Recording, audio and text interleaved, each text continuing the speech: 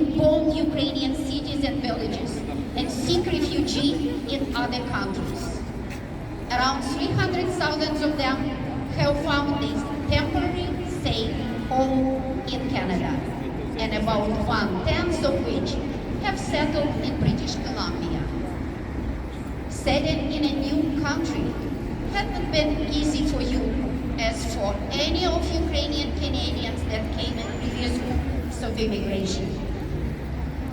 But standing together for our mutual goal of helping Ukraine to win this war and to defend its sovereignty, culture, language, and its right to decide its own future makes us and Ukraine strong.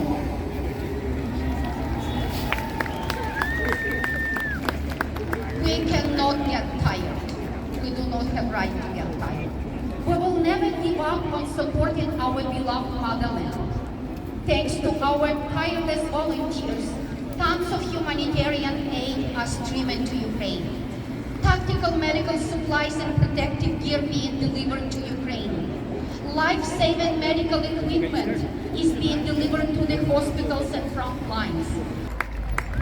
In February 2022, Putin thought this war of conquest would last 3 days, and his troops were preparing to hold a victory parade on Krещатик in Kyiv.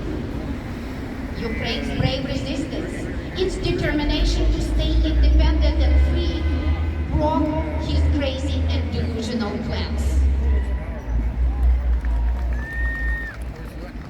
3 years later, Ukrainian people stand strong and united against Russian aggression. And we keep standing with Ukraine till its victory.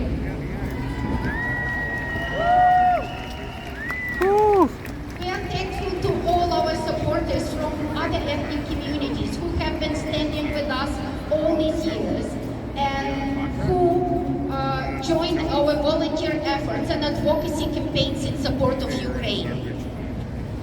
We're grateful for local settlement organizations in many cities and towns in BC for their support of our newcomer families. We are proud of our BC provincial government work on supporting temporary residents with who were most needed, with short-term housing, medical services, financial support for those in most critical situations, school support for kids settling here, and many more. We are grateful to Canada for recognizing that Russian Federation is committing act of genocide against Ukrainian people. Since February 2022, Canada has committed around $20 billion in total assistance to Ukraine, including military assistance. If Ukraine falls as a result of this easy deal, the world will face a humanitarian crisis with millions of more refugees. Russian North Korea and Iran and many others. And let's not forget about our Canada force that is extremely. Defense budget. Other countries will have to go significantly up as nations will have to prepare for very costly wars on their land.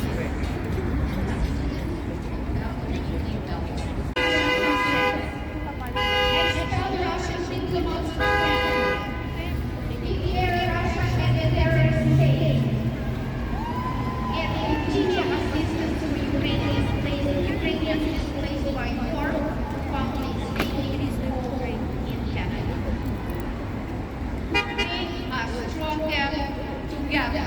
Like a true sister, Estonia was one of the first countries to provide Ukraine with military support even before the beginning of Russia's full-scale war of aggression on 24 February 2022.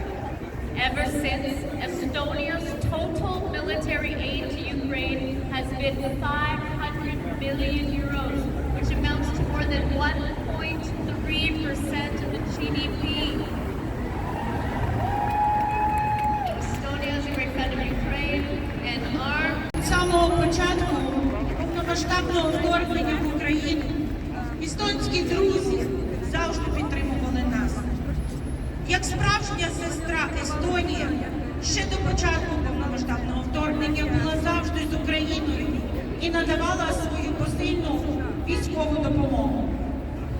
Більше 500 мільйонів євро отримала Україна від Естонії, і це становить більше 1,3 ВВП естонського бюджету, що є достатньо великі гроші.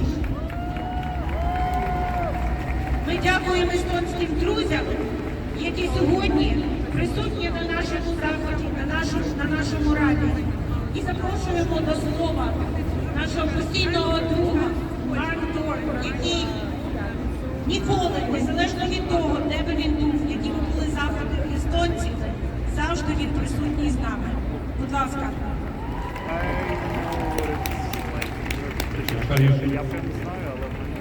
Yes, my friend Liisa Surkas is holding the Estonian flag. He told me over 55 years ago that the Russians have broken every agreement they have ever entered. This reverberates with me to this day when I look at what agreements Russia has broken with Ukraine. Let's start. The Budapest Memorandum of December 5th, 1994. All Ukrainians know about this. For those who don't, in the audience. In exchange for Ukraine giving up its nuclear weapons, the third largest arsenal in the world at the time, Russia said they would respect Ukraine's independence and sovereignty and existing borders and never attack or threaten Ukraine. Broken. From the UN Charter, Article 2:4 of the Charter prohibits the threat or use of force and calls on all members to respect the sovereignty, territorial integrity, and political independence of other states.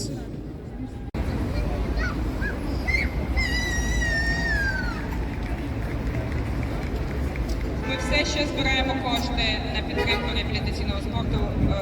І якщо ви хочете задонатити, on the left of me there is a donation box stored by my son wearing turquoise with you.